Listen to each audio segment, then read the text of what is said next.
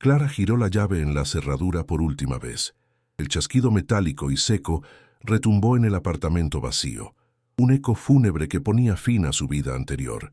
La luz polvorienta de la tarde se colaba por las ventanas desnudas, iluminando las siluetas de las cajas de cartón y los espacios vacíos en las paredes donde antes colgaban cuadros familiares. El aire, espeso y quieto, olía a nada, a la ausencia del guiso de su esposo, del perfume de las flores que él traía, del simple y reconfortante aroma de un hogar. Se arrodilló en el suelo de madera, sintiendo el frío a través de sus jeans gastados, y abrazó a sus hijos con una fuerza desesperada. Leo, de 8 años, intentaba parecer valiente, pero sus nudillos estaban blancos por la fuerza con que apretaba un pequeño dinosaurio de plástico. Mía, de 5, se aferraba a su cuello. Sus pequeños sollozos eran como pinchazos en el pesado silencio. Clara sintió el corazón encogerse, hasta volverse una piedra helada en su pecho. Sobre la encimera de la cocina, manchada y desnuda, yacían los 2 únicos objetos que quedaban: el aviso de desalojo y los últimos billetes que poseía.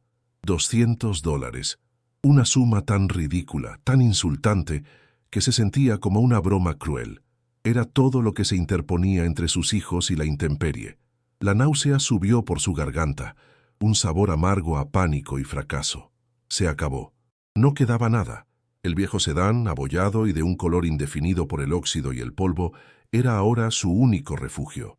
Estaba cargado hasta el techo, una cápsula del tiempo que contenía los restos de su existencia, su preciada máquina de coser, ahora un peso muerto de metal frío en el maletero, bolsas de ropa, los juguetes más queridos de los niños, y un único marco de fotos con el rostro sonriente de su esposo, que había rescatado de la pila de objetos vendidos para pagar una fracción de las deudas.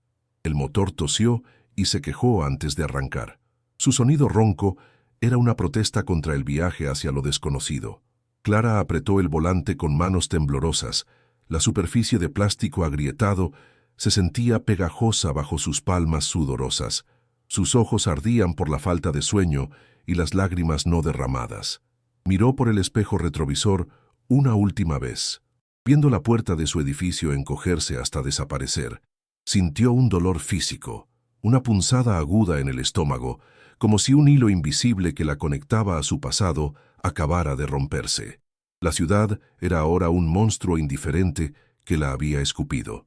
Estaban solos, completamente solos. El peso de esa soledad la aplastaba contra el asiento del conductor, haciendo que cada respiración fuera un esfuerzo consciente. Condujo sin rumbo durante horas, mientras el sol se hundía en el horizonte y teñía el cielo de tonos violentos de naranja y púrpura. Las luces de la ciudad, que antes eran una promesa de vida y oportunidad, se convirtieron en un resplandor distante y burlón en su espejo retrovisor. «Mamá, ¿a dónde vamos?», preguntó Leo desde el asiento trasero, su voz pequeña pero clara por encima del zumbido del motor. Clara tragó saliva. El nudo en su garganta era tan grande que le dolía. No podía mentirle, pero la verdad era demasiado aterradora para pronunciarla. «A un lugar seguro, mi amor. Vamos a encontrar un lugar seguro», susurró, y las palabras sonaron huecas y falsas en sus propios oídos. Mía dormitaba a su lado, con la cabeza apoyada en una pila de mantas, emitiendo pequeños quejidos en sueños. Cada kilómetro que avanzaba, el indicador de gasolina bajaba con una rapidez alarmante. Cada línea descendente era un latido del reloj que contaba hacia su ruina total. Sentía un frío que no tenía nada que ver con la temperatura exterior. Era un frío que nacía en la médula de sus huesos, el frío del miedo puro y absoluto de una madre que no sabe si podrá alimentar a sus hijos al día siguiente. Finalmente, la fatiga y la desesperación la vencieron. Salió de la carretera y se detuvo en el área de descanso de una autopista desolada, bajo el zumbido parpadeante de una solitaria farola. El silencio dentro del coche era ahora ensordecedor, roto solo por la respiración suave de sus hijos dormidos. Apoyó la frente en el volante frío y por fin se permitió llorar. Las lágrimas no eran ruidosas ni histéricas, sino silenciosas, calientes y amargas, rodando por sus mejillas y goteando sobre sus manos. Sacó los $200 de su bolsillo. El papel se sentía frágil, casi irreal. Hizo los cálculos una y otra vez en su mente agotada. Gasolina, algo de comida barata, pan, leche, quizás unas latas de sopa. ¿Cuánto duraría eso? ¿Una semana? ¿Menos? Miró a sus hijos, sus rostros serenos en el sueño, ajenos a la tormenta que se desataba dentro de ella. Un amor feroz y protector surgió en su pecho, tan intenso que le quitó el aliento. Eran su única razón para seguir respirando, pero también eran la manifestación tangible de su fracaso. ¿Cómo había llegado a esto? ¿Cómo había permitido que sus vidas se desmoronaran hasta este punto de quiebre absoluto? La vergüenza era un manto pesado que la ahogaba. La imagen de su esposo, Daniel, la asaltó con una claridad dolorosa. No el hombre fuerte y risueño que amaba, sino la figura demacrada y frágil en una cama de hospital, rodeado por el pitido incesante de las máquinas y el olor antiséptico que se adhería a todo. La enfermedad había sido un ladrón, rápido y brutal. Llegó sin previo aviso y se lo llevó todo. Primero su fuerza, luego sus ahorros y finalmente su vida. Las facturas médicas se habían acumulado como una avalancha imparable, una montaña de papel que sepultó su futuro bajo cifras astronómicas. Clara había luchado. Vendió sus joyas, el coche bueno, los muebles. Trabajó cosiendo hasta que sus dedos sangraban. Pero era como tratar de vaciar el océano con un dedal. La muerte de Daniel no fue solo una pérdida emocional. Fue la firma de su sentencia financiera. Se había convertido en viuda. Una palabra que sentía extraña y afilada en su lengua. Una marca que la definía como incompleta.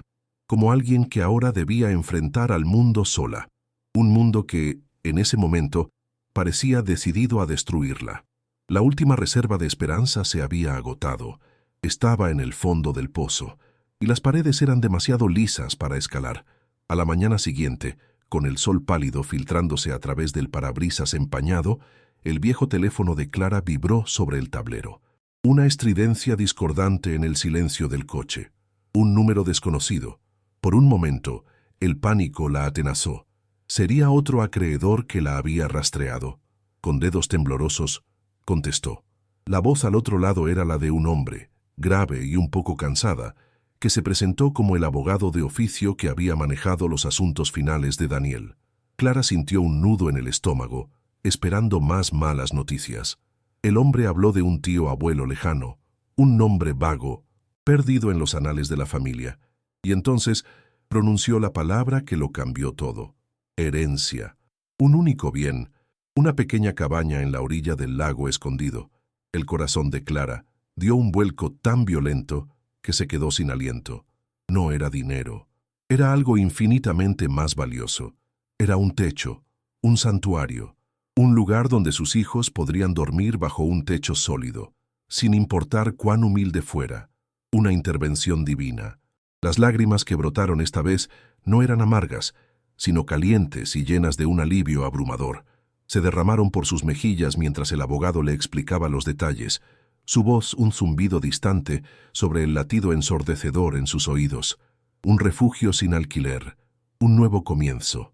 La esperanza, una emoción que creía muerta y enterrada junto a su esposo, surgió en su pecho con una fuerza feroz. Una flor imposible brotando en el desierto de su desesperación. «Gracias», susurró al teléfono, la voz rota. «Gracias». Colgó y miró a sus hijos, que la observaban con ojos grandes y curiosos desde el asiento trasero. Por primera vez en meses, le sonrió, una sonrisa genuina que le dolía en los músculos de la cara por la falta de uso.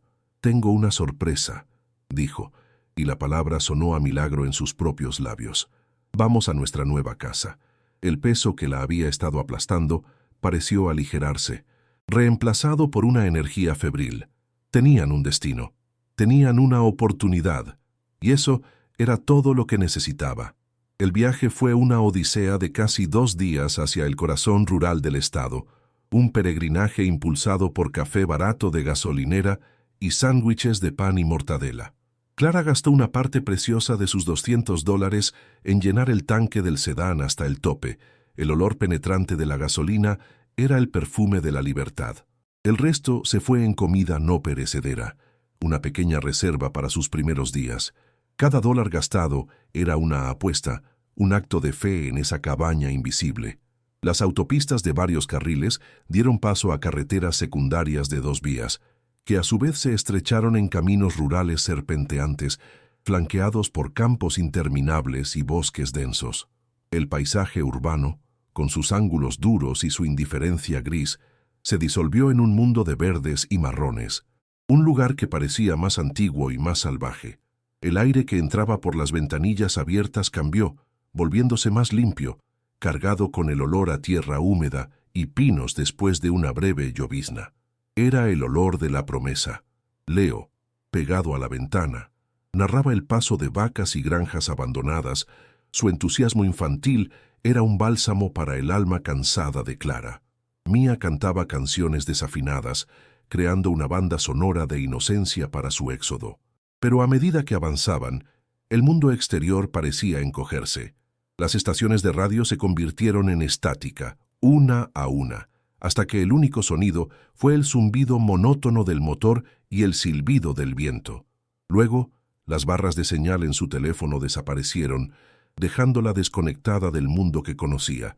El mapa de papel que el abogado le había enviado por fax a una tienda se convirtió en su único y frágil guía. Sintió un pequeño escalofrío de inquietud recorrer su espina dorsal, una punzada de duda en medio de su optimismo. La lejanía era parte del trato, se dijo a sí misma, una bendición que los mantendría a salvo de los fantasmas de la ciudad, pero el silencio y el aislamiento empezaban a sentirse pesados, casi como una presencia física en el coche. Finalmente, siguiendo una última indicación garabateada, giró hacia un camino de tierra sin señalizar, tan cubierto de maleza que las ramas arañaban los costados del coche con un sonido chirriante, como dedos largos y huesudos. El camino era un túnel verde y sombrío que se abría de repente para revelar la vista más impresionante que Clara había visto jamás.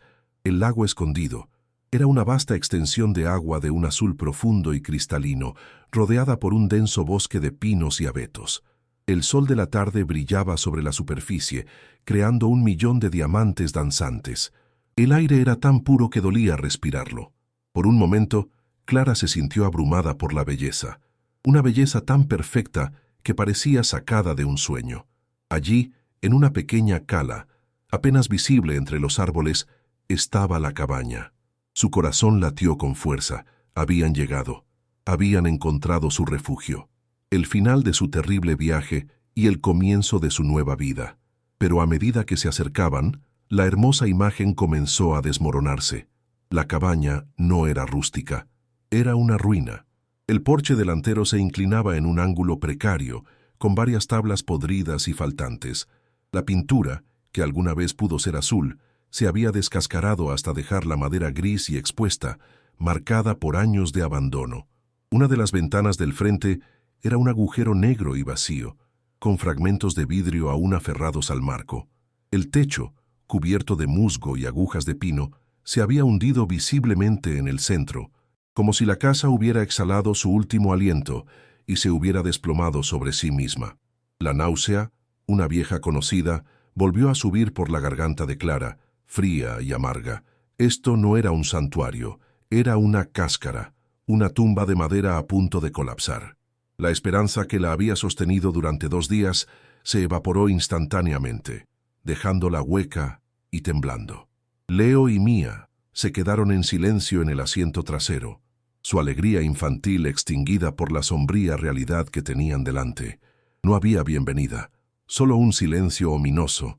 Con el corazón convertido en una piedra pesada en su pecho, Clara salió del coche.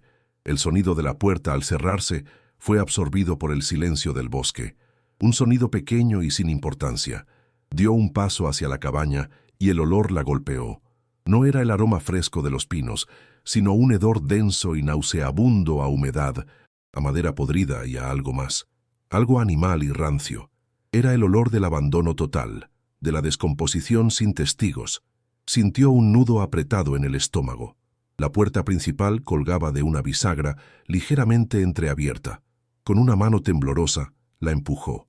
El chirrido que emitió fue un gemido prolongado y doloroso, como el de una criatura herida.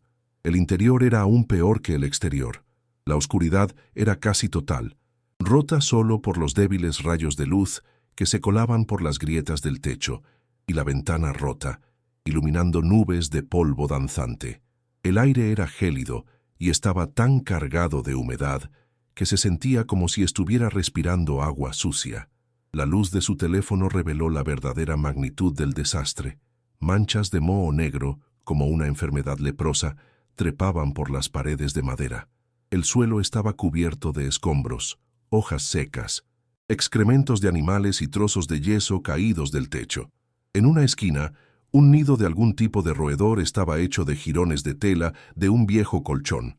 Un sofá destripado yacía contra una pared, su relleno esparcido por el suelo.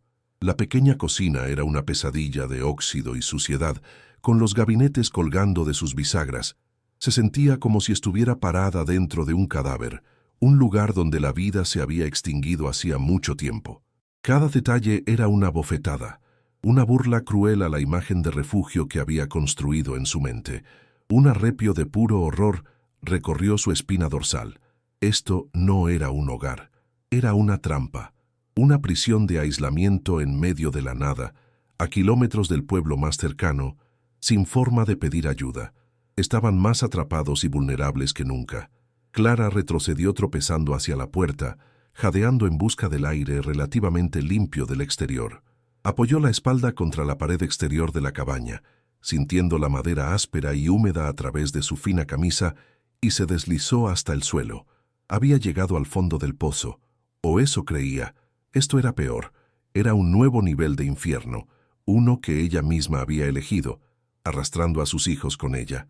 La energía febril que la había impulsado se había ido, reemplazada por una desesperación tan profunda y negra como el agua del lago.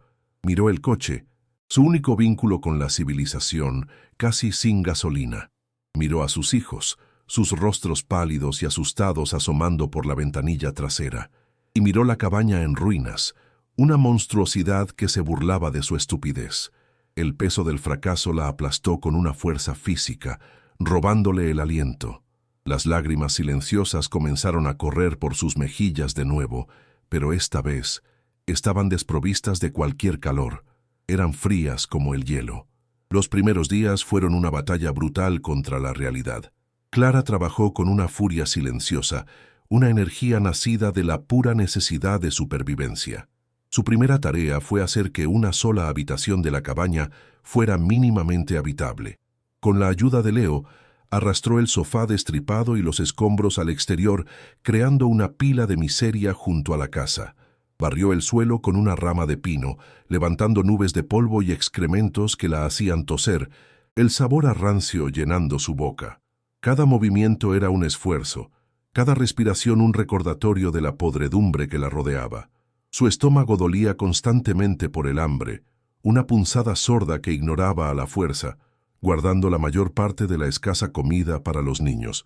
Por la noche, se acurrucaban juntos en el suelo, sobre una lona que había encontrado en el coche, cubiertos con todas las mantas que tenían, pero el frío se filtraba por las grietas de las paredes y el suelo, un enemigo invisible y persistente que les helaba los huesos. Para Clara, el sonido más enloquecedor era el silbido constante de una corriente de aire helado. Provenía de una sección del piso cerca de la chimenea de piedra, donde una tabla de madera se había deformado y levantado ligeramente. Era un recordatorio incesante de la fragilidad de su refugio. El frío parecía concentrarse en ese punto, extendiéndose por la habitación como una mancha de hielo. Después de 2 días de temblar, no pudo soportarlo más. No tenía herramientas, ni clavos, ni experiencia, pero tenía desesperación. Encontró una piedra plana y pesada en la orilla del lago que serviría como martillo improvisado. «Voy a arreglar esto», se dijo a sí misma en un susurro, la determinación endureciendo sus facciones. Sus manos estaban agrietadas y sucias, las uñas rotas, pero en ese momento se sintió como una guerrera yendo a la batalla contra el frío mismo. El simple acto de intentar reparar algo, de ejercer un mínimo control sobre su entorno, era un acto de desafío contra el caos que la había consumido. Leo observaba desde una esquina, sus ojos grandes y serios, siguiendo cada uno de sus movimientos. Él había estado extrañamente silencioso desde su llegada, su energía infantil contenida por el miedo y la incertidumbre.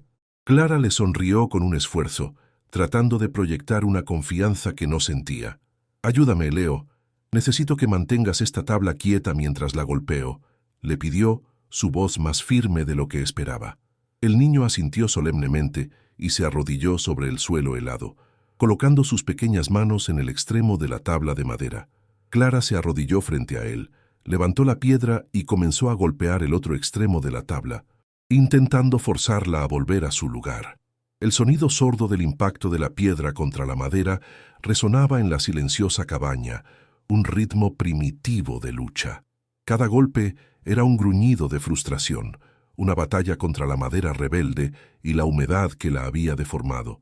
Era un trabajo inútil y agotador, y el sudor frío le perlaba la frente. Fue después del quinto o sexto golpe, cuando la tabla finalmente cedió un poco, que Leo gritó: «¡Mamá, para!».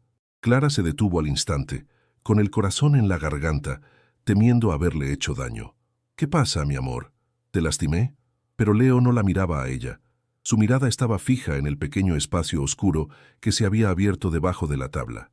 Algo brilló, susurró, su voz llena de asombro. Clara frunció el ceño, dejando la piedra a un lado. Se inclinó, tratando de ver lo que su hijo había visto.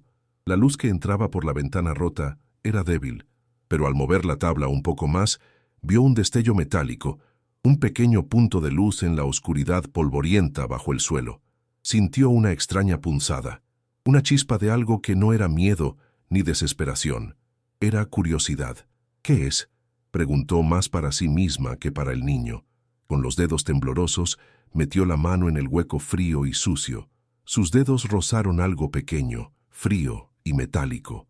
Lo agarró y lo sacó a la luz.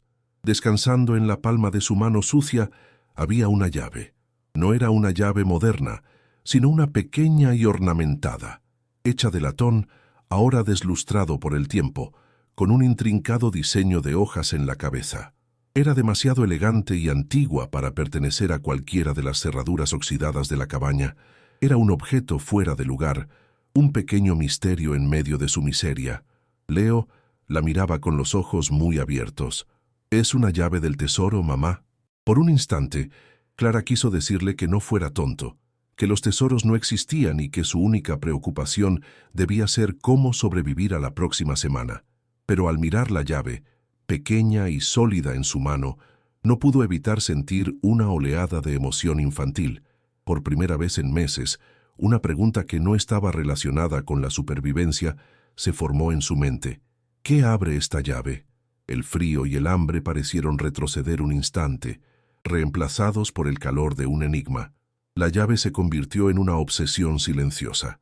Durante el día, Clara continuaba con sus tareas de supervivencia: buscar leña seca, intentar pescar en el lago con un hilo y un anzuelo improvisados, racionar su menguante comida. Pero por la noche, a la luz de una vela, o durante los momentos de calma mientras los niños dormían, sacaba la llave de su bolsillo, la frotaba entre sus dedos, sintiendo el metal frío y el peso de su secreto. El simple objeto le dio un nuevo propósito, una misión más allá de simplemente existir.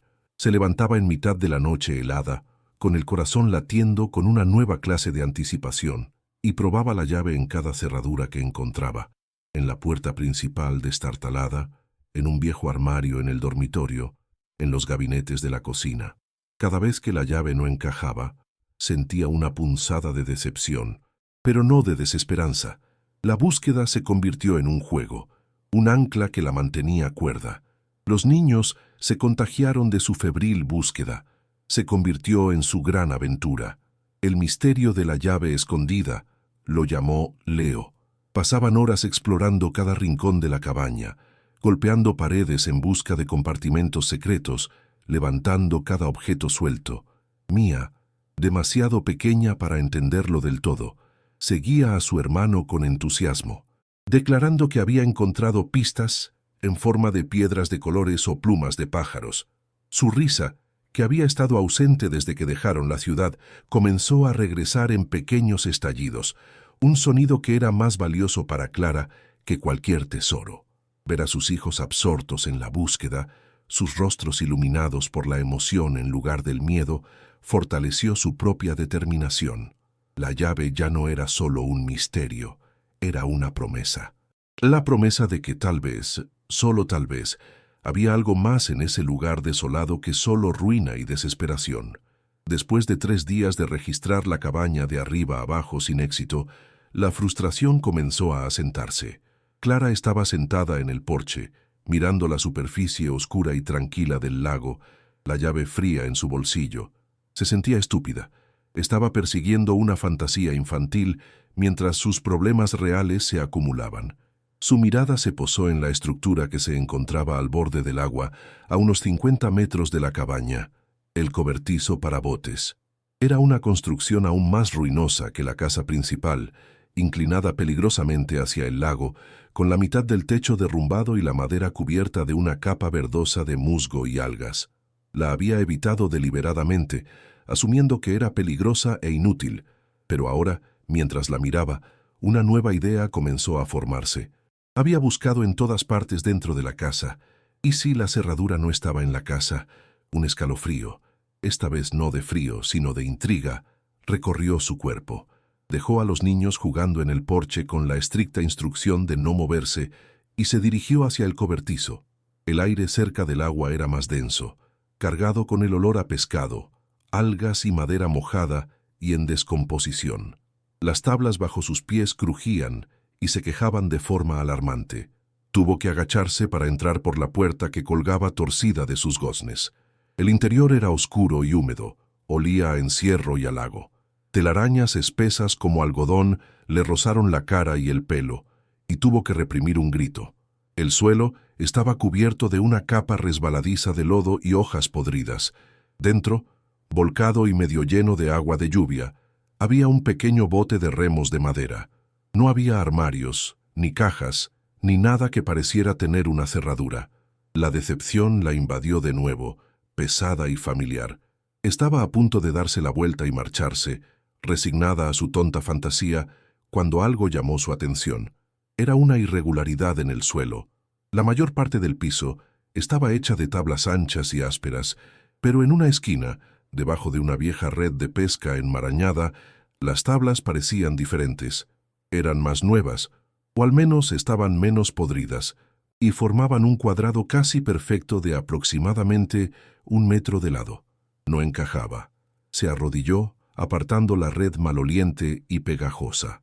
Pasó la mano por la superficie. Una de las tablas se movió ligeramente bajo su presión. Su corazón comenzó a latir más rápido. No había manija ni tirador, pero encontró un pequeño hueco en el borde de una de las tablas, lo suficientemente grande como para meter los dedos. Tiró con todas sus fuerzas. La madera estaba hinchada por la humedad y se resistía. Gruñó por el esfuerzo, sus músculos gritando en protesta, la madera astillada clavándose en sus dedos. Finalmente, con un gemido de protesta, la sección cuadrada de tabla se levantó, revelando un compartimento oscuro y cuadrado debajo. Conteniendo la respiración, Clara se asomó al agujero. Allí, descansando sobre la tierra húmeda, había un baúl. Era un baúl pesado, de madera oscura reforzada con correas de hierro, y estaba cubierto por una gruesa capa de óxido rojizo. Era antiguo, como sacado de una historia de piratas, y en el frente, justo en el centro, había una cerradura de metal ennegrecido. Su corazón martilleaba contra sus costillas, un tambor salvaje en el silencio del cobertizo. Con manos que temblaban tan violentamente que apenas podía controlarlas, sacó la pequeña llave de latón de su bolsillo. La luz que se filtraba por el techo roto brilló sobre el metal. Se inclinó, la humedad del suelo empapando sus rodillas. Acercó la llave a la cerradura. El tamaño parecía el correcto. Tomó una respiración profunda, el aire olía a tierra y a secreto, y deslizó la llave en la cerradura. Encajó perfectamente. Por un momento, no hizo nada. Simplemente saboreó la sensación de la llave en la cerradura, la perfecta unión del misterio y su solución. Luego, con un movimiento lento y deliberado, giró la muñeca. Hubo una resistencia momentánea. y luego un fuerte clic metálico que sonó como un disparo en el cobertizo silencioso. El sonido pareció romper un hechizo que había durado décadas. La cerradura estaba abierta. Usando ambas manos, levantó el pesado pestillo oxidado y tiró de la tapa del baúl. La tapa era increíblemente pesada, y protestó con un chirrido agudo y prolongado de bisagras oxidadas que no se habían movido en años. Mientras la abría, un olor se elevó desde el interior. No el olor a moho que esperaba, sino el aroma seco y ligeramente dulce del papel viejo y la tela encerada. El interior del baúl estaba completamente seco, un santuario impermeable milagrosamente preservado de la podredumbre que lo rodeaba. Dentro no había oro ni joyas, no había un tesoro en el sentido tradicional, pero lo que vio hizo que su aliento se quedara atascado en su garganta. El contenido estaba cuidadosamente envuelto en un gran trozo de tela encerada de color marrón oscuro, atado con un cordel. Con manos reverentes, desató el nudo y desdobló la tela protectora. Debajo, perfectamente conservados, había 3 objetos. El primero era un conjunto de libros de contabilidad de tapa dura y negra, de aspecto austero y profesional. El segundo era un diario de cuero grueso, con las páginas llenas de una escritura apretada y ligeramente inclinada. Y el tercero, el más extraño de todos, era una pequeña cinta de microcasete de plástico transparente. No había dinero, pero Clara sintió, con una certeza que le erizó la piel, que lo que tenía ante ella era infinitamente más valioso y mucho, mucho más peligroso. Levantó el diario. El cuero se sentía frío y suave bajo sus dedos. Lo abrió en una página al azar. La tinta, aunque ligeramente descolorida, era perfectamente legible. Eran notas, observaciones, fechas, nombres. Hojeó los libros de contabilidad, columnas de números, nombres de empresas, transferencias de dinero que no significaban nada para ella, pero que estaban registradas con una meticulosidad casi obsesiva. Finalmente, tomó la pequeña cinta de casete, sosteniéndola a la luz. Podía ver la delgada cinta magnética enrollada en su interior. ¿Qué voz contenía? ¿Qué secreto se había grabado en ese frágil trozo de plástico? Se quedó arrodillada en el suelo húmedo del cobertizo en ruinas, rodeada por el olor a descomposición y el sonido suave del agua del lago lamiendo la orilla, sosteniendo los secretos de un hombre muerto. La policía los había estado buscando durante más de una década, decía la premisa en su mente. Comprendió en ese instante que su vida había cambiado de nuevo. Ya no era solo una viuda desesperada que luchaba por sobrevivir. Se había convertido, sin quererlo, en la guardiana de una verdad enterrada. De vuelta en la cabaña, con el corazón aún martilleando por el descubrimiento, Clara se movió con un sigilo febril. Los niños dormían, ajenos a la caja de Pandora que su madre acababa de abrir. Colocó el pesado baúl junto a la chimenea apagada, el único lugar que se sentía remotamente seguro.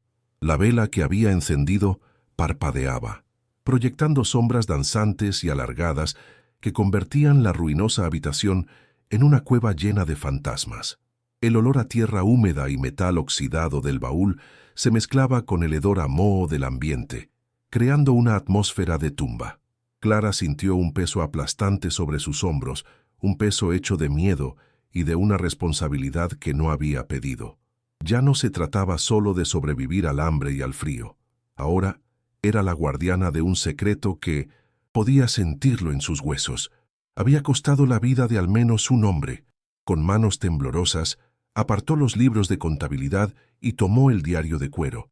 Era hora de escuchar la historia que el muerto tenía que contarle. Su pulso rugía en sus oídos. Abrió el diario. La primera página contenía un nombre y una fecha, escritos con una caligrafía elegante pero firme. Ricardo Vargas. Junio. Hace 15 años. El tío de su esposo. El hombre cuya muerte accidental les había legado este lugar. Clara sintió un escalofrío recorrer su espina dorsal. No fue un accidente. La certeza la golpeó con una fuerza física. Pasó las primeras páginas que describían la belleza solitaria del lago, pero el tono cambió rápidamente. En una entrada fechada una semana después de su llegada, Ricardo escribió: «Este lugar no es el refugio que aparenta. Hay una oscuridad en las aguas. Una podredumbre que no es de la madera ni de las hojas. La gente aquí desaparece. Sus tierras, las mejores, las que tienen acceso directo al lago, son compradas por casi nada por una sola entidad que se esconde detrás de una docena de nombres de empresas. Estoy aquí para seguir el dinero, pero creo que estoy empezando a seguir un rastro de sangre. Clara tuvo que detenerse. Su respiración era un jadeo entrecortado. Continuó leyendo, la luz de la vela haciendo que las palabras parecieran temblar en la página. Una entrada en particular hizo que se le helara la sangre en las venas. Hoy ha muerto otro, un viejo granjero llamado Elías. Dicen que su tractor volcó y cayó al lago. Es el tercer accidente en 2 años en esta misma orilla, y como siempre, el nombre de Arthur Valois flota en el aire. Un joven y carismático promotor inmobiliario que está comprando toda la región. Lo conocí en el pueblo. Tiene la sonrisa de un santo y los ojos de un tiburón. Habla de progreso y de construir un paraíso, pero cuando me miró, sentí que estaba calculando mi valor, no como persona, sino como obstáculo. Arthur Valois. El nombre resonó en la mente de Clara, una nota disonante y peligrosa. Sintió el vello de sus brazos erizarse. El mal que Ricardo había estado cazando tenía un nombre, y era un nombre que exudaba poder y encanto, la combinación más letal de todas. El corazón de Clara latía con un ritmo fúnebre y pesado. Dejó el diario y abrió uno de los libros de contabilidad. Al principio eran solo columnas de números y nombres sin sentido, pero entonces comenzó a ver lo que Ricardo había visto. Usando el diario como guía, empezó a cruzar las fechas. Al lado del nombre de Elías, el granjero, había una fecha, la de su muerte. Una semana después, un registro de transferencia de propiedad de su tierra a una empresa llamada Paraíso Lacustre S.A. Buscó a los otros hombres mencionados en el diario. El mismo patrón, una muerte accidental, seguida de una transacción inmobiliaria por una fracción de su valor de mercado. Todas las empresas fantasma, descubrió Ricardo en sus notas, conducían a una sola compañía matriz, Valois Enterprises. No eran coincidencias, era un sistema, un método frío, calculado y brutal para apoderarse de la tierra. Clara sintió náuseas. Estaba mirando el libro de contabilidad de un asesino en serie, donde las vidas humanas se registraban como meros costes empresariales. Volvió al diario, sus dedos pasando las páginas con una urgencia temerosa. La escritura en las últimas entradas se volvía más apretada, más frenética. Ricardo había encontrado a un aliado, un inspector del Estado que también sospechaba de Valois y del fraude inmobiliario. Habían planeado reunirse en secreto, compartir pruebas. La última entrada era apenas legible, garabateada con una prisa desesperada. El inspector no apareció. Su coche fue encontrado en el fondo de un barranco. Dicen que fue el alcohol, pero él no bebía. Valois estaba en el pueblo hoy. Nuestras miradas se cruzaron. Él sabe. De alguna manera, sabe que yo sé. Siento sus ojos sobre mí incluso ahora, desde el otro lado del lago. No es mi imaginación. Tengo que sacar las pruebas de aquí. Tengo que... La frase quedaba inconclusa. Unas pocas manchas de tinta emborronaban el final, como si la pluma hubiera caído de una mano repentinamente sin vida. Clara cerró el diario de golpe, un sollozo ahogado escapándose de su garganta. Estaba leyendo las últimas palabras de un hombre condenado. Sus ojos se posaron en el último objeto del baúl, la cinta de microcasete. La pequeña pieza de plástico transparente parecía ahora increíblemente pesada. Si el diario y los libros de contabilidad eran el esqueleto del crimen, esto, intuyó, era su corazón palpitante. La confesión, la prueba irrefutable que Ricardo había conseguido antes de que lo silenciaran, pero no tenía cómo escucharla. Su viejo coche no tenía reproductor de casetes, y mucho menos de microcasetes. El pueblo más cercano estaba a kilómetros de distancia, y no tenía dinero ni forma de llegar allí sin despertar sospechas. La frustración la consumió, una rabia impotente. Tenía la verdad en sus manos, una verdad que podía destruir a un monstruo y hacer justicia a sus víctimas, pero estaba atrapada en el silencio de ese pequeño objeto. La voz de Valois, confesando un asesinato, estaba allí, a centímetros de ella, pero era inaudible. Era una tortura, una carga casi imposible de soportar, sabiendo que poseía el arma definitiva, pero sin tener forma de dispararla. Los días siguientes se convirtieron en una pesadilla de vigilia. Clara ya no era la misma mujer que había llegado a la cabaña. La lucha por la comida y el calor fue reemplazada por una paranoia constante y devoradora. Escondió el baúl, moviéndolo de lugar cada noche, bajo las tablas del suelo, en el desván infestado de ratas. Incluso consideró sumergirlo en el lago. Cada crujido de la cabaña, cada susurro del viento entre los pinos, le sonaba a pasos. Sentía una mirada invisible sobre ella constantemente. El hermoso lago, que una vez le había parecido una promesa, ahora la miraba como un ojo oscuro y sin párpados, su superficie ocultando los cuerpos y los secretos de los hombres que Valois había eliminado. El aislamiento que antes temía se había convertido en un terror tangible. Estaba sola con sus hijos, en el coto de caza privado de un asesino. Un nudo de hielo permanente se instaló en su estómago, y el miedo era un sabor metálico y constante en su boca. Dormía en ráfagas, sobresaltándose al menor ruido, con una piedra pesada en su mano como arma improvisada. Una tarde, mientras lavaba los pocos platos que tenían en una palangana con agua fría del lago, un sonido rompió el silencio del bosque. No era el canto de un pájaro ni el chasquido de una rama. Era un sonido antinatural, mecánico y poderoso, el ronroneo grave de un motor de barco de alta gama. Su corazón se detuvo en seco. Dejó caer un plato, que se hizo añicos en el suelo, pero no le importó. El sonido se hacía más fuerte, acercándose. Con un movimiento rápido, agarró a Mia de la mano y llamó a Leo en un susurro urgente. «Adentro, ahora», y silencio. Los empujó hacia el rincón más oscuro de la cabaña, colocando su propio cuerpo frente a ellos como un escudo. Su mente era un torbellino de pánico. ¿Quién podía ser? Nadie sabía que estaban allí, excepto el abogado. A menos que el monstruo del diario supiera que la presa había vuelto a su nido. Se arrastró hasta una grieta en la pared de madera y atisbó. Un elegante y brillante barco blanco se deslizaba hacia su muelle decrépito, una aparición obscena de riqueza en medio de tanta ruina. Un hombre saltó del barco a la orilla con una agilidad despreocupada. Era alto, bronceado, y vestía una impecable camisa de lino blanco y pantalones caros que parecían inmunes a la suciedad del entorno. Se movía con una confianza que rozaba la arrogancia, como si no solo el lago, sino todo lo que abarcaba su vista, le perteneciera. Clara sintió que el aire se le escapaba de los pulmones. No necesitaba que nadie se lo dijera. Era él, Arthur Valois, el rostro sonriente y carismático que probablemente aparecía en revistas y galas benéficas. Pero incluso a distancia, a través de la estrecha grieta, Clara vio lo que Ricardo había visto. Detrás de la fachada pulida había una quietud depredadora, una frialdad en la forma en que sus ojos escaneaban el entorno, no con admiración, sino con evaluación, como un lobo inspeccionando su territorio. El villano de sus pesadillas ya no era una figura fantasmal de un diario. Tenía un rostro y estaba caminando directamente hacia su puerta. Su escondite había sido descubierto. Sus pasos sobre la tierra y las hojas secas eran deliberados, sin prisa. Cada pisada era un martillazo contra los nervios de Clara.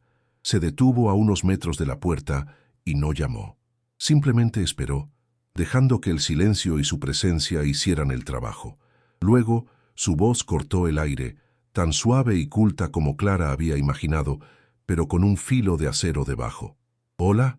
¿Hay alguien en casa?» La pregunta retumbó en la cabaña, una bomba de cortesía. Clara se quedó paralizada, su mente corriendo a una velocidad vertiginosa. Él sabía, alguien lo había alertado. El abogado, un vecino, alguien en la tienda del pueblo donde compró sus escasas provisiones. La sensación de aislamiento se invirtió bruscamente. No estaba aislada, estaba expuesta, atrapada. Huir era imposible. Esconderse era inútil. Sabía que tenía que enfrentarlo, pero el terror la paralizaba. Su instinto maternal gritaba que protegiera a sus hijos, pero su razón le decía que cualquier movimiento en falso podría ser el último. Respirando hondo para calmar el temblor de sus manos, se levantó. Mantuvo a Leo detrás de ella, con una mano firme en su hombro, y levantó a Mía en brazos, usándola como un escudo de inocencia. Abrió la puerta lentamente. El chirrido sonó como un grito. Se esforzó por parecer lo que era, una viuda asustada y agotada, abrumada por la situación, no la guardiana de una verdad mortal. Valois sonrió al verla, pero la sonrisa no llegó a sus ojos. Eran exactamente como Ricardo los había descrito, fríos, calculadores, de tiburón. «Arthur Valois», dijo, extendiendo una mano bronceada y cuidada que Clara ignoró deliberadamente, apretando más a Mía contra su pecho. «Disculpe que la moleste, soy dueño de gran parte de la tierra por aquí. Me sorprendió y me alegró saber que esta vieja ruina finalmente estaba ocupada». Sus ojos la recorrieron de arriba a abajo, luego a los niños, y finalmente al interior destartalado de la cabaña, en una evaluación rápida y despectiva que la hizo sentir como un insecto bajo un microscopio. Él continuó con su falsa amabilidad, hablando de sus planes para la zona. Un resort de lujo, un campo de golf, traerá prosperidad a esta región olvidada, dijo, su voz llena de un encanto ensayado. Pero, como puede ver, añadió, haciendo un gesto vago hacia la cabaña, esta estructura es una pequeña mancha en un lienzo por lo demás perfecto. Entonces, mirándola directamente a los ojos, hizo su oferta. Le ofreció una suma ridícula, apenas suficiente para pagar una fracción de las deudas médicas de Daniel, una cantidad que era un insulto para cualquier propiedad, por ruinosa que fuera, con acceso a un lago como aquel. Es una oferta muy generosa, considerando el estado de la propiedad.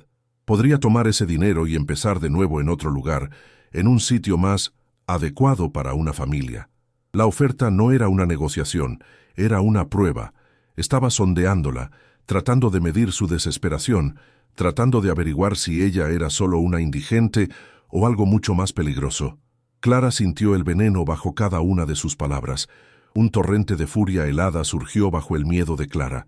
Pensó en Ricardo, en Elías, en los otros hombres cuyos nombres estaban escritos en el libro de contabilidad de la muerte de Valois.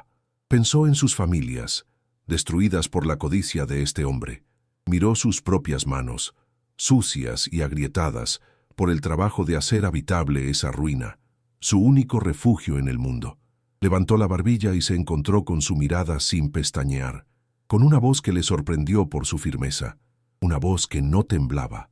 Dijo las palabras más peligrosas que pronunciaría en su vida. «Le agradezco la oferta, señor Valois, pero la propiedad no está en venta». El silencio que siguió fue pesado y cargado de electricidad.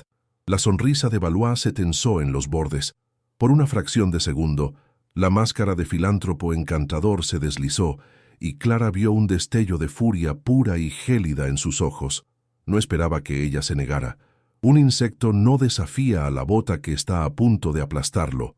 El juego había cambiado. Ahora él sabía que ella no era simplemente una víctima. El cambio en su comportamiento fue instantáneo y aterrador. La falsa calidez se evaporó, reemplazada por una quietud amenazante. Se dio la vuelta y caminó lentamente hacia el borde del agua, dándole la espalda. Miró la superficie oscura del lago durante un largo momento. Luego, sin volverse, habló. Su voz ahora era un murmullo bajo y seductoramente peligroso. «Es un lago hermoso, ¿no cree?». Hizo una pausa. «Pero puede ser muy traicionero. El tiempo aquí cambia en un instante. Una tarde soleada puede convertirse en una tormenta mortal sin previo aviso. La gente se descuida». Se giró lentamente para enfrentarla de nuevo, una leve sonrisa jugando en sus labios, pero sus ojos eran duros como el granito. A lo largo de los años, han ocurrido muchos accidentes. Sería una verdadera tragedia que algo así le ocurriera a una familia tan joven y hermosa. Sola, aquí tan lejos de todo, no era una pregunta, no era una advertencia, era una promesa. La amenaza colgaba en el aire entre ellos, tan clara y afilada como un trozo de vidrio roto. Se quedó mirándola un segundo más, una mirada que contenía todo el poder y la crueldad de su imperio, una mirada que le prometía que su desafío tendría consecuencias. Luego, sin decir una palabra más, se dio la vuelta, caminó con calma hacia su barco, subió a bordo y se alejó. El rugido del motor al acelerar fue como un grito de guerra, rasgando el silencio del bosque antes de desvanecerse en la distancia, dejando a Clara sola en el porche, temblando incontrolablemente, con el corazón golpeando tan fuerte que sentía el pulso en sus sienes. La amenaza ya no era una sospecha sacada de un diario, era una realidad que respiraba en su nuca. Ahora no solo tenía las pruebas de sus crímenes, sino que el propio monstruo sabía que ella estaba allí. Su refugio se había convertido oficialmente en una trampa mortal, y el tiempo corría en su contra. Sabía que él volvería. Y ahora, una pregunta para ti, que escuchas. ¿Qué harías en el lugar de Clara? ¿Te enfrentarías a un hombre tan poderoso arriesgando tu vida y la de tus hijos por la justicia? ¿O aceptarías su dinero y huirías para salvar a tu familia? El estruendo del motor de la lancha de Valois se desvaneció, dejando tras de sí un silencio que era mucho más aterrador que cualquier ruido. El aire, antes lleno de la amenaza de su voz, ahora se sentía vacío y pesado, como el momento de calma que precede a la ruptura de una presa. Clara permaneció inmóvil en el porche, temblando con una violencia que no podía controlar. El frío no provenía del aire del anochecer, sino que emanaba de su interior, un hielo que se había apoderado de su médula. Cada palabra de Valois, cada amenaza velada, se repetía en su mente como un eco siniestro. Accidentes. La palabra era un cuchillo de hielo clavado en su pecho. Miró la superficie oscura del lago, que ya no parecía un espejo de la naturaleza, sino una tumba líquida que guardaba los secretos de su depredador. Sabía, con una certeza absoluta que le robaba el aliento, que él no había estado probando el terreno, había estado dictando una sentencia de muerte. El tiempo se había agotado. El terror se transformó en una claridad helada. La cabaña, su único y patético refugio, se había convertido en una jaula. Cada tabla podrida, cada grieta en la pared, era ahora una vulnerabilidad que Valois podía explotar. No podía quedarse allí y esperar a que él regresara. Tenía que moverse, tenía que hacer algo. Pero, ¿qué? Estaba atrapada, sin coche con gasolina, sin teléfono, sin nadie en el mundo a quien recurrir. Sus hijos, el pensamiento de Leo y Mía, durmiendo inocentemente dentro, ajenos al monstruo que acababa de llamar a su puerta, envió una oleada de furia protectora a través de ella, tan potente que sofocó momentáneamente el miedo. No morirían aquí, no se convertirían en otro accidente en el libro de contabilidad de Valois. Mientras su mente corría frenéticamente, recordó algo que había visto un par de noches antes, un punto de luz solitario, pequeño y parpadeante, al otro lado del vasto y oscuro lago. Una linterna o una lámpara. Alguien más vivía allí. Era una posibilidad remota, una apuesta desesperada contra probabilidades imposibles. Esa persona podría ser peligrosa, un ermitaño loco, o peor aún, otro de los secuaces de Valois. Pero era la única carta que le quedaba por jugar. Tomar el viejo bote de remos del cobertizo, el mismo lugar donde había encontrado los secretos de Ricardo, y cruzar el lago en la oscuridad era una idea aterradora. El agua negra que se había tragado al tío de su esposo la esperaba. Sintió la náusea subir de nuevo, el pánico arañando su garganta. Pero la imagen del rostro sonriente y muerto de Valois era aún más aterradora. La inacción era una sentencia segura. La acción, por peligrosa que fuera, contenía una minúscula chispa de esperanza. Tomó una decisión. Esperaría a que los niños estuvieran profundamente dormidos y luego iría. Se convertiría en un fantasma en la noche, cruzando el agua para encontrar a otro fantasma, rezando para que fuera uno amistoso. La noche cayó como un sudario negro sobre el lago. La luna era una astilla pálida detrás de nubes densas, ofreciendo apenas luz. El único sonido era el suave murmullo del agua contra la orilla y el latido ensordecedor de su propio corazón. Después de asegurarse de que Leo y Mía dormían profundamente, acurrucados juntos bajo todas las mantas, Clara se deslizó fuera de la cabaña. Llevaba consigo el diario de Ricardo, envuelto en un paño de plástico que había encontrado. Era su única prueba, su única moneda de cambio. El aire era gélido y olía a pino y a miedo. Se movió con un sigilo que no sabía que poseía. Cada paso sobre las agujas de pino era un riesgo calculado. Al llegar al cobertizo de botes, El olor a podredumbre y agua estancada la envolvió. Con un esfuerzo que le hizo doler los músculos, arrastró el pequeño bote de remos, pesado y anegado, hasta el borde del agua. El sonido del casco de madera raspando la orilla le pareció un grito en el silencio de la noche. Empujó el bote hacia el agua helada, el líquido oscuro y frío empapando sus zapatos y subiendo por sus pantalones. Un escalofrío la sacudió hasta los huesos. Se subió a bordo. El bote se balanceó precariamente bajo su peso. Por un momento, el pánico la paralizó. Estaba sentada sobre la misma agua que había matado a Ricardo. Sentía como si la mano helada del lago pudiera atravesar el fondo podrido del bote y arrastrarla hacia abajo, pero la imagen de sus hijos la ancló. Agarró los remos de madera. La superficie áspera y húmeda se sentía extraña en sus manos. Comenzó a remar. Sus movimientos eran torpes y ruidosos al principio. El chapoteo de los remos rompía el espejo negro del agua, enviando ondas que desaparecían en la inmensidad. Se dirigió hacia el lugar donde había visto la luz, una mancha de oscuridad apenas discernible contra la línea de árboles en la orilla lejana. Cada metro ganado era una pequeña victoria contra el terror que amenazaba con consumirla. El viaje a través del lago fue una eternidad suspendida en el tiempo. Clara perdió toda noción de la distancia, concentrándose únicamente en el ritmo agotador de sus brazos y el ardor en sus músculos. El aire se hizo más frío y una fina niebla comenzó a levantarse del agua.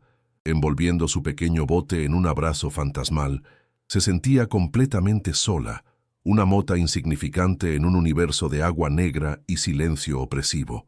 El miedo era una presencia física a su lado, susurrándole que se diera la vuelta, que el peligro que buscaba podría ser peor que el que dejaba atrás.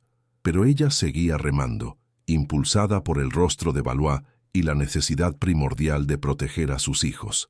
Finalmente, a través de la niebla, vio un débil resplandor amarillo. Era una luz de lámpara de aceite, parpadeando en la ventana de una pequeña cabaña, aún más ruinosa y pequeña que la suya. Una columna de humo se elevaba perezosamente de una chimenea de piedra. Había llegado. Con las últimas fuerzas que le quedaban, dirigió el bote hacia la pequeña playa de guijarros frente a la cabaña. El sonido del casco raspando la orilla fue un alivio indescriptible. Salió del bote. Sus piernas temblaban tanto por el frío como por el agotamiento, y cayó de rodillas en el agua poco profunda. Se quedó allí un momento, jadeando, el agua helada adormeciendo sus pies. La cabaña era apenas una choza, construida con troncos toscos y remendada con trozos de metal oxidado. Parecía tan antigua como los árboles que la rodeaban. Con el diario de Ricardo apretado contra su pecho, se levantó y caminó hacia la puerta. El miedo volvió a apoderarse de ella. ¿Quién vivía aquí? ¿Qué clase de hombre elegía un aislamiento tan absoluto? Se detuvo frente a la puerta de madera gastada y con una mano que no parecía la suya, llamó. El sonido de sus nudillos contra la madera fue débil, casi tímido. Esperó, conteniendo la respiración, el corazón latiéndole en la garganta. La puerta se abrió con un chirrido lento, revelando la silueta de un hombre recortada contra la cálida luz de la lámpara. Era viejo, con un rostro que parecía un mapa de arrugas profundas, tallado por el sol y el tiempo. Su pelo era una mata de canas desordenadas y sus ojos, hundidos en sus órbitas, la escrutaron con una intensidad aguda y desconfiada. Sostenía un cuchillo de filetear largo y delgado en una mano nudosa y manchada por la edad, su punta brillando débilmente. El interior de la choza olía a humo de leña, a pescado frito y a la soledad de muchos años. El hombre no dijo nada, simplemente la miró. Su expresión era una mezcla de sorpresa y sospecha. Clara sintió que su valor se desvanecía bajo esa mirada penetrante.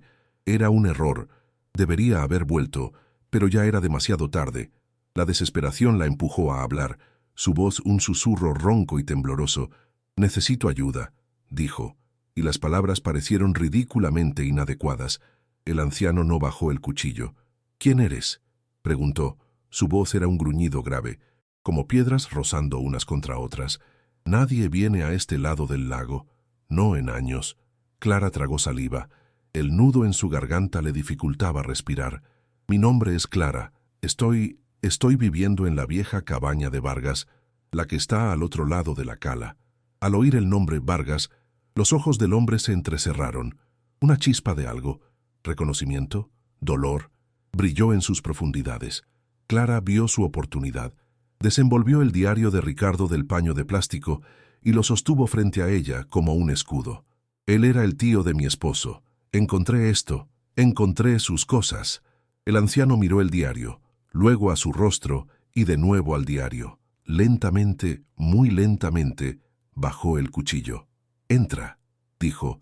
Su voz todavía era un gruñido, pero el filo de la amenaza había desaparecido, reemplazado por una nota de cansada resignación. «Cierra la puerta. El frío de la noche trae malos espíritus». La choza era de una sola habitación, abarrotada pero limpia. Redes de pesca colgaban de las paredes, junto con herramientas y señuelos hechos a mano. Una pequeña estufa de leña en la esquina irradiaba un calor bienvenido que comenzó a descongelar los huesos de Clara. El anciano se sentó en una silla de madera junto a una mesa tosca y le hizo un gesto para que se sentara frente a él. «Mi nombre es Silas», dijo, mientras colocaba el cuchillo de filetear sobre la mesa. No ofreció nada más, simplemente esperó. Clara le entregó el diario. Silas lo tomó con manos que, a pesar de su apariencia nudosa, eran sorprendentemente gentiles. Abrió el diario con una familiaridad que sobresaltó a Clara. No lo leyó. Simplemente pasó los dedos sobre la escritura de Ricardo, como si estuviera tocando el rostro de un viejo amigo. «Ricardo», susurró, y el nombre fue un suspiro lleno de un dolor antiguo. Era un buen hombre, un hombre valiente. Demasiado valiente para este lugar. Clara le contó todo en un torrente de palabras febriles: la muerte de su esposo, el desahucio, la herencia, la horrible decepción de la cabaña, el descubrimiento de la llave y el baúl, y finalmente, la visita de Arthur Valois esa misma tarde. Le contó la oferta insultante y la amenaza velada sobre los accidentes en el lago. Mientras hablaba, el rostro de Silas permaneció impasible, una máscara de cuero arrugado, pero sus ojos, oscuros y brillantes, nunca dejaron los de ella. Escuchó en silencio, absorbiendo cada palabra. Su quietud era más reconfortante que cualquier palabra de simpatía. Cuando Clara terminó, con la voz rota por la emoción y el agotamiento, el silencio volvió a llenar la pequeña habitación, roto solo por el crepitar del fuego en la estufa.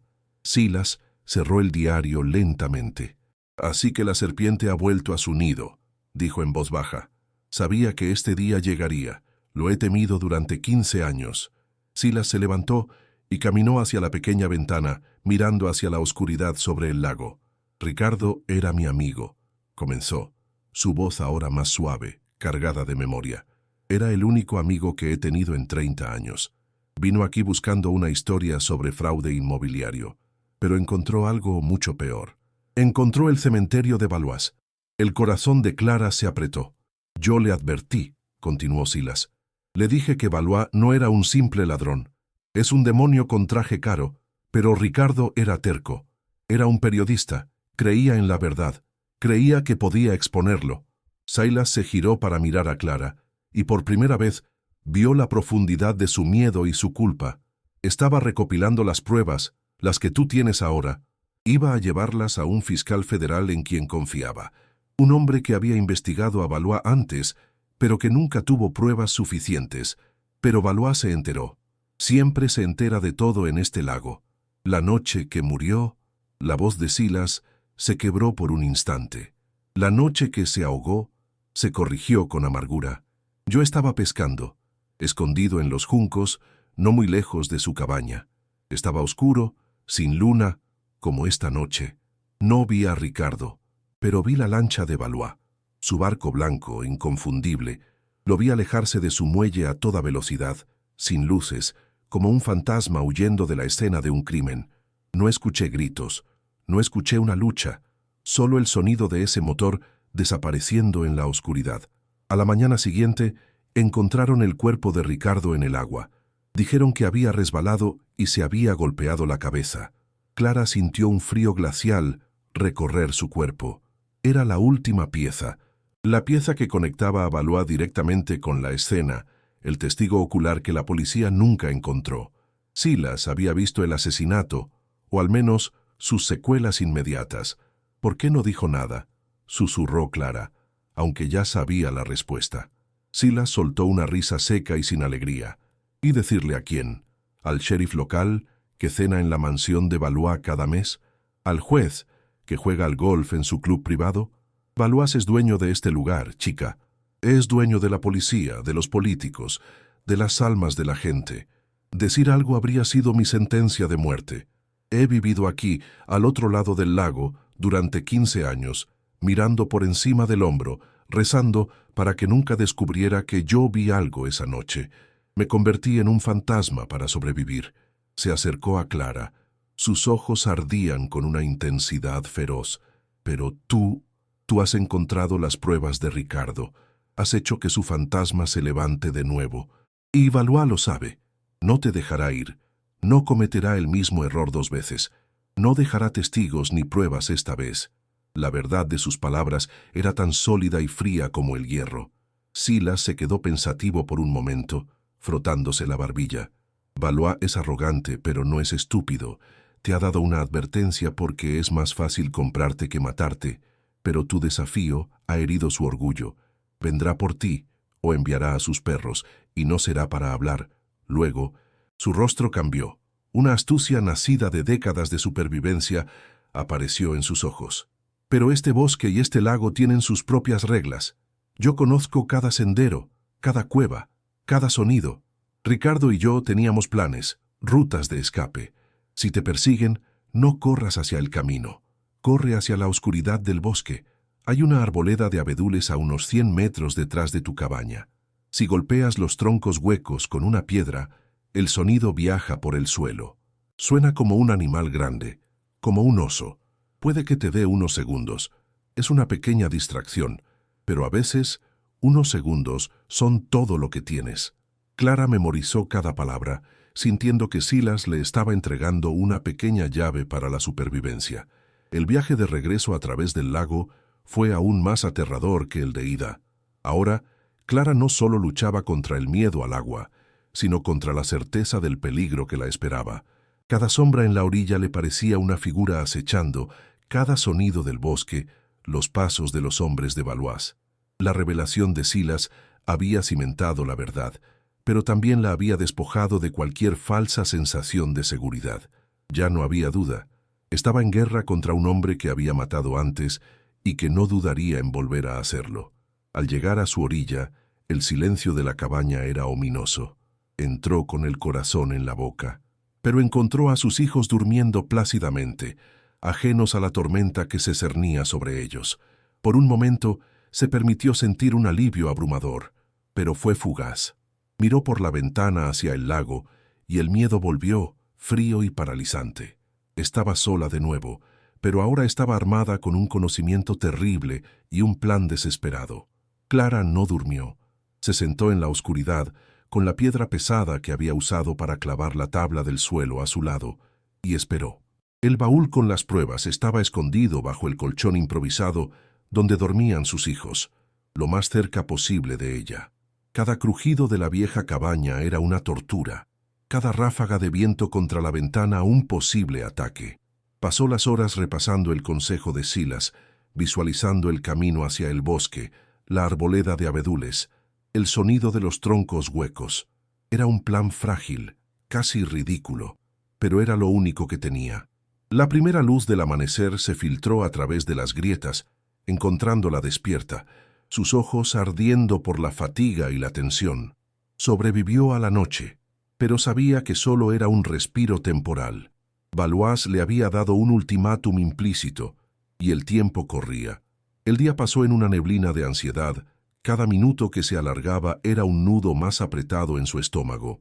A media tarde, cuando el sol comenzaba a descender, escuchó el sonido de un coche acercándose por el camino de tierra. No era el rugido de la lancha de Valois, sino el traqueteo de un vehículo terrestre. Su corazón se detuvo, agarró a sus hijos y se escondió de nuevo en el rincón más oscuro. Esperó, escuchando. El coche se detuvo. Silencio. Luego, un solo golpe en la puerta. No era un golpe agresivo, sino un simple toque. Con el corazón martilleándole en el pecho, se arrastró hasta su puesto de vigilancia en la pared. Vio a un joven con un uniforme de mensajero, que parecía nervioso y fuera de lugar. Dejó un sobre blanco en el porche, dio media vuelta, se subió a su furgoneta y se marchó a toda velocidad. El sobre se quedó allí, blanco e inocente contra la madera podrida. Clara esperó 10 minutos enteros antes de atreverse a abrir la puerta y recogerlo. Sus manos temblaban tanto que apenas podía romper el sello. Dentro no había una carta, solo una hoja de papel de alta calidad. En el centro, impresas en una tipografía elegante, había solo 3 palabras y una hora. Acepta la oferta. Medianoche. No había firma. No era necesario. Era el ultimátum de Valois. Frío, impersonal y absoluto. Tenía hasta la medianoche para rendirse, para vender su tierra y, presuntamente, entregar las pruebas a cambio de su vida y la de sus hijos. O si no, él, o si no, colgaba en el aire, más pesado y amenazante que cualquier palabra escrita. Clara sintió que el suelo se abría bajo sus pies. Miró el reloj de pulsera barato que llevaba, el único objeto de valor que le quedaba de su vida anterior. Eran las 4 de la tarde. Tenía 8 horas. 8 horas para decidir entre la justicia para los muertos y la supervivencia de los vivos. 8 horas para prepararse para la llegada de los perros de Valois. El miedo se convirtió en una energía fría y concentrada. La batalla iba a comenzar. Las horas que siguieron fueron las más largas de la vida de Clara. Preparó una pequeña mochila con la escasa comida que les quedaba, una botella de agua y el diario de Ricardo. Mantuvo a los niños cerca, inventando juegos para distraerlos de la tensión que seguramente sentían emanar de ella. Les habló en susurros, contándoles una historia sobre una aventura nocturna en el bosque, preparándolos para lo que podría venir sin aterrorizarlos. Su mente, sin embargo, estaba en otra parte. Repasaba el plan de Silas una y otra vez. Se asomaba por la ventana, trazando con la mirada la ruta de escape hacia la arboleda de abedules. La cabaña, que había odiado, ahora se sentía como una extensión de su propio cuerpo nervioso. Conocía cada tabla que crujía, cada corriente de aire. Era su campo de batalla. Cuando la oscuridad se hizo total, apagó la vela. Se sentaron en silencio, en la más completa negrura, esperando. El único sonido era la respiración de sus hijos y el latido de su propio corazón. El reloj en su muñeca marcaba las 11:50. Faltaban 10 minutos para la medianoche. El silencio fuera era absoluto. Neestestveni, incluso los grillos y las ranas, parecían haber callado, como si la naturaleza misma contuviera la respiración. Clara apretó la mano de Leo, que estaba sentado a su lado, despierto y en silencio. Mía dormía en su regazo, un peso cálido e inconsciente. El aire en la cabaña era denso, eléctrico. Podía sentirlo en su piel. El plazo estaba a punto de expirar. Entonces lo escuchó. No fue un sonido fuerte. Fue el crujido suave de una bota sobre las hojas secas, a una distancia. Luego otro. No eran los pasos de un animal. Eran pasos humanos, deliberados, intentando ser sigilosos. Su sangre se heló. Estaban aquí. Habían venido. Un susurro de pánico se elevó en su garganta, pero lo aplastó con una voluntad de hierro. Era el momento. Puso un dedo en los labios de Leo, una señal que habían practicado. Silencio absoluto. 2 siluetas oscuras y corpulentas emergieron de la línea de árboles. Se movieron con una eficiencia brutal, sin vacilar. No llamaron a la puerta. Uno de ellos se dirigió directamente a la puerta principal, mientras el otro rodeaba la cabaña, probablemente para cubrir la parte trasera. Clara observó, con el corazón en la garganta, cómo el primer hombre levantaba una pesada bota. El impacto fue un estruendo que hizo temblar toda la cabaña. La madera vieja y podrida del marco de la puerta se astilló, pero no cedió. El segundo golpe fue más fuerte, un sonido de fractura, y la puerta se abrió de golpe, golpeando contra la pared interior. Los 2 hombres entraron en la cabaña, 2 sombras amenazantes recortadas contra la pálida luz de las estrellas. No encendieron linternas, dejando que sus ojos se acostumbraran a la oscuridad. El olor a colonia barata y a violencia llenó la pequeña habitación. «Sabemos que estás aquí, zorra», gruñó una de las voces. Un sonido bajo y áspero. Clara se mantuvo agachada en el rincón más oscuro, detrás de una pila de cajas vacías, con sus hijos apretados contra ella. Mía se despertó con el estruendo y comenzó a sollozar, un sonido pequeño y aterrorizado. Clara le tapó la boca suavemente con la mano, susurrando palabras tranquilizadoras en su oído, mientras su propio corazón amenazaba con salirse de su pecho. Los hombres comenzaron a destrozar el lugar. El sonido de los muebles improvisados siendo volcados, de las pocas posesiones de Clara siendo arrojadas contra las paredes, era una sinfonía de destrucción. El jefe dijo que tiene algo que le pertenece. «Unos papeles viejos», dijo el segundo hombre. «Encuéntralos, y luego nos divertiremos un poco con ella y los mocosos, para que aprenda a no meter las narices donde no le llaman». Una risa cruel y baja siguió a sus palabras, y esa risa encendió algo en Clara.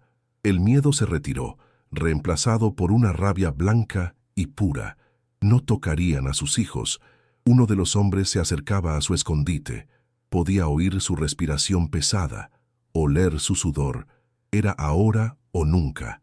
Recordó las palabras de Silas, la distracción. Con un movimiento rápido, agarró la pesada piedra que tenía a su lado. Era su única oportunidad. Mientras el hombre se inclinaba para mirar detrás de las cajas, Clara reunió todas sus fuerzas y arrojó la piedra con todas sus fuerzas, no hacia él, sino hacia la ventana del otro lado de la habitación. La piedra atravesó el cristal ya roto con un estrépito ensordecedor de vidrio al hacerse añicos. El sonido fue mucho más fuerte de lo que esperaba en el silencio de la noche. Los dos hombres se giraron instintivamente hacia el ruido, sorprendidos. «¿Qué diablos ha sido eso?», gritó uno. «¿Hay alguien más afuera?». Ese instante de confusión, esos 2 segundos de distracción, fueron el regalo de Silas. Fueron todo lo que Clara necesitaba. En el momento en que se giraron, Clara actuó. Se movió con una velocidad que solo el pánico más puro puede generar. Agarró a Mía con un brazo, tiró de Leo con el otro y se lanzó hacia la puerta trasera, que los matones habían ignorado. El baúl no podía dejarlo. Estaba debajo de la lona. Con una mano libre, agarró el asa de cuerda del pesado baúl y lo arrastró con ella. El peso era inmenso, pero la adrenalina era un fuego en sus venas. Salió por la puerta trasera y se sumergió en la oscuridad total del bosque. «¡Ahí está! ¡Atrapadla!», escuchó gritar a uno de los hombres detrás de ella. No miró hacia atrás. Solo corrió. Corrió a ciegas, tropezando con raíces, las ramas arañando su rostro y sus brazos, arrastrando el pesado baúl y tirando de sus hijos. Leo lloraba en silencio, corriendo lo más rápido que sus pequeñas piernas le permitían. El sonido de las botas pesadas persiguiéndola se hacía cada vez más cercano. El bosque era un laberinto de sombras y terrores. El sonido de su propia respiración jadeante era un rugido en sus oídos. El peso del baúl la estaba matando. Cada metro era una agonía, pero no podía soltarlo. Era la única arma que tenía. Era la razón por la que Ricardo había muerto. «¡Por aquí!», gritó una de las voces, peligrosamente cerca. Vio la silueta de uno de los hombres a su izquierda, tratando de cortarle el paso. Recordó la arboleda de abedules. Desvió su rumbo, adentrándose más en la espesura. Las luces de sus linternas cortaban la oscuridad, barriendo el bosque como los ojos de un monstruo. Podía sentir su aliento en su nuca. No lo lograría. Eran demasiado rápidos. Estaba a punto de rendirse. Su cuerpo gritaba de dolor y agotamiento cuando vio los troncos pálidos y fantasmales de los abedules justo delante. La arboleda, con un último estallido de energía desesperada, se lanzó hacia los árboles. Dejó caer el baúl y empujó a sus hijos detrás de un gran tronco. «No hagáis ruido», siseó. Los hombres estaban casi sobre ella. Podía ver el haz de sus linternas a solo unos metros de distancia. Agarró una piedra suelta del suelo, tal como Silas le había dicho. Se lanzó hacia el abedul más cercano, un árbol viejo y grueso que sonaba hueco incluso al golpearlo con los nudillos. Con toda la fuerza que le quedaba, golpeó el tronco con la piedra una y otra vez. El sonido no fue un simple golpe. Fue un boom profundo y resonante que retumbó a través del suelo del bosque, extrañamente amplificado por la noche. Sonaba gutural, animal, un sonido que no pertenecía a nada humano. Los hombres se detuvieron en seco. ¿Oíste eso? ¿Qué diablos es eso?, dijo uno, su voz de repente teñida de incertidumbre.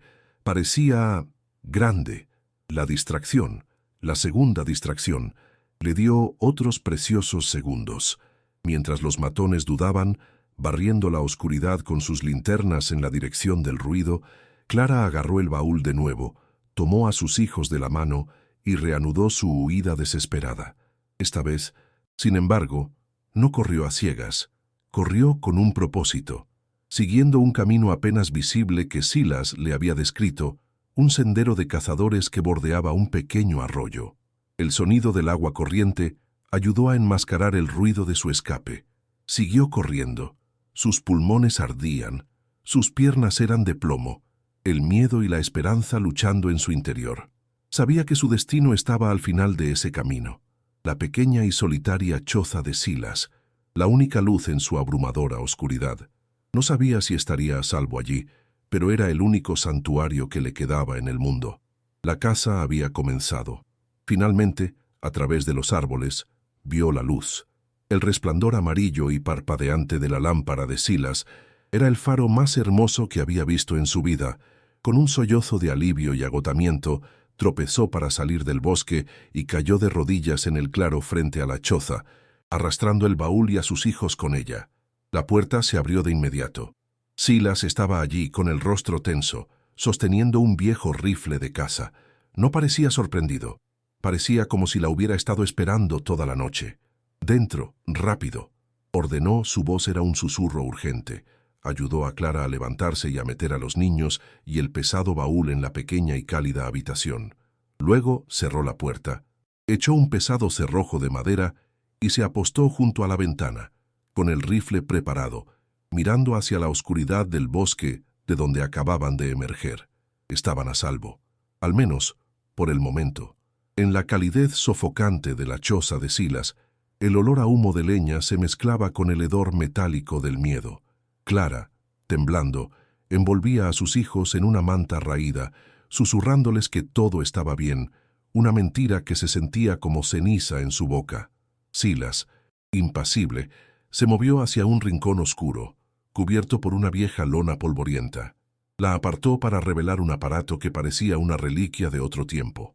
Una vieja radio de aficionado, con sus grandes diales y su carcasa de metal. El polvo que la cubría hablaba de años de silencio. Valois cree que controla el mundo porque controla los teléfonos y la policía local, gruñó Silas, sus dedos limpiando la superficie del aparato. Pero hay ondas que él no puede tocar, hay voces que no puede silenciar. Conectó unos cables a una batería de coche y el aparato cobró vida con un zumbido bajo y un débil resplandor anaranjado. Era su único vínculo con el mundo exterior, un arma secreta que había guardado durante 15 años, esperando una guerra que por fin había llegado. Iba a contactar al único hombre que creyó a Ricardo, el fiscal federal. Con una concentración absoluta, Silas comenzó a girar los diales. El aire se llenó de un coro de estática y crujidos, el sonido del éter, fantasmas de voces lejanas, fragmentos de conversaciones de camioneros y operadores de radio de todo el país, se filtraban y desaparecían. El corazón de Clara latía al ritmo de la estática. Cada segundo de espera era una tortura. Su mirada iba de la puerta atrancada a la cara concentrada de Silas. Finalmente, después de lo que pareció una eternidad, una voz clara, aunque distante, respondió a la llamada de Silas. «Aquí, Marcus Thorne. ¿Quién llama?» La voz era grave, cansada, pero alerta. «Silas, del lago escondido», dijo el anciano. Hubo una pausa cargada de electricidad. «Tengo algo para ti, Marcus. Lo tengo todo. Los libros de contabilidad de Ricardo Vargas, su diario y una grabación». Pudo sentir la conmoción incluso a través de la estática.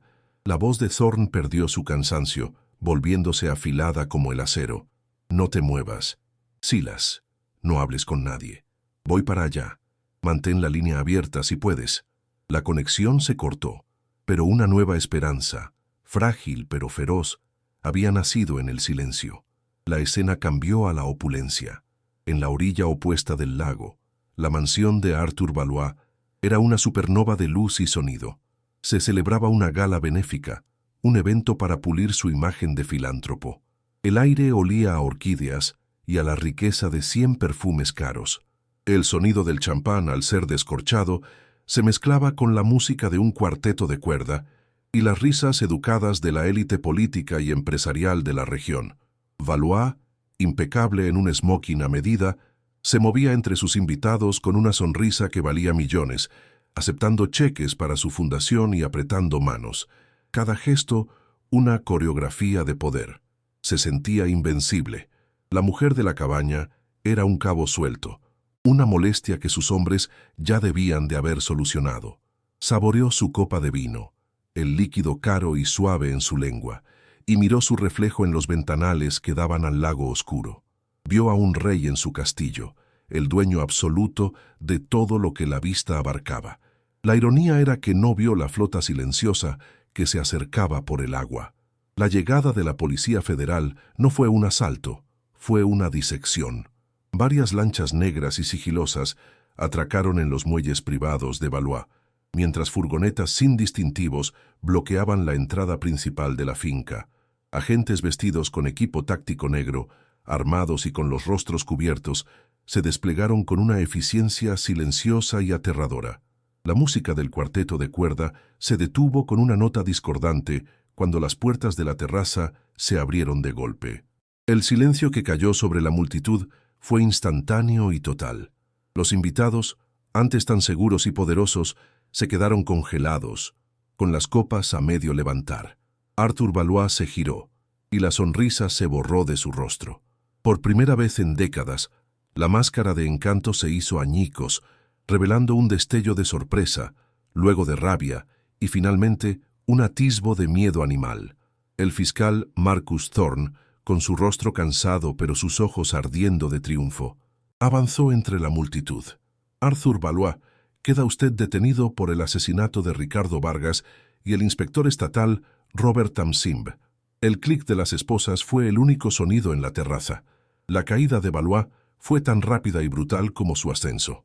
Las pruebas que Clara había protegido con su vida eran una avalancha que lo sepultó todo. Los libros de contabilidad, meticulosamente analizados, revelaron la red de extorsión y fraude. El diario de Ricardo proporcionó el contexto humano, las historias de las víctimas, leídas en voz alta en un tribunal abarrotado. Pero fue la cinta de microcasete la que selló su destino. La voz arrogante y fría de Valois, grabada en secreto por Ricardo, mientras se jactaba de haber solucionado el problema del inspector, resonó en la sala del tribunal, un eco fantasmal de su propia maldad. La negación era imposible. Su imperio de crimen, construido sobre los huesos de hombres inocentes, se derrumbó como un castillo de naipes. Desde un lugar seguro, protegida por el programa de testigos, Clara vio la noticia en la televisión. El hombre que la había amenazado, ahora demacrado y vestido con un uniforme de prisión, fue sentenciado a cadena perpetua. Un sollozo escapó de sus labios, un sonido que no era de tristeza, sino de una liberación tan profunda que le dolió el pecho. La justicia, después de todo, no estaba muerta. Un mes después, Clara se sentó en la austera oficina de Marcus Thorne. El sol de la mañana entraba por la ventana, iluminando el polvo en el aire. Olía a café y a justicia. Thorne le explicó que, con la condena de Valois, varios casos sin resolver se habían cerrado. El Estado ofrecía una recompensa sustancial por cualquier información que condujera al arresto del asesino del inspector, dijo Thorne con una pequeña sonrisa. Una recompensa que nadie reclamó durante 15 años. Deslizó un cheque oficial sobre la mesa de caoba. Clara lo cogió con manos temblorosas, miró la cifra y se le cortó la respiración. Ceros. Tantos ceros que su mente no podía procesarlos. Era una suma que cambiaba la vida, que borraba deudas, que construía futuros. Era el precio de la verdad. Miró a Thorne. Las lágrimas corrían libremente por sus mejillas. Ricardo Vargas habría estado orgulloso de usted, señora, dijo el fiscal en voz baja. No solo salvó a su familia, le dio paz a la suya. El papel en su mano no se sentía como dinero, se sentía como el peso de la redención. Los procedimientos legales para la propiedad fueron una formalidad. Con los crímenes de Valois expuestos, todos sus títulos de propiedad fraudulentos fueron anulados. La cabaña y la tierra que la rodeaba, el único bien legítimo en el testamento del tío de su esposo, fueron confirmados como propiedad legal y exclusiva de Clara. Un día de otoño, regresó por primera vez desde aquella noche de terror. Silas la acompañó. Se paró en la orilla, en el mismo lugar donde Valois la había amenazado. El lago ya no parecía un ojo oscuro y malévolo. Era una extensión de un azul brillante, reflejando un cielo sin nubes. El aire olía a pinos y a tierra limpia. Ya no era un lugar de miedo, sino de promesa. La tierra bajo sus pies no era una trampa, sino su ancla, su fundación. Sus hijos corrieron por la orilla, sus risas resonando en el aire claro.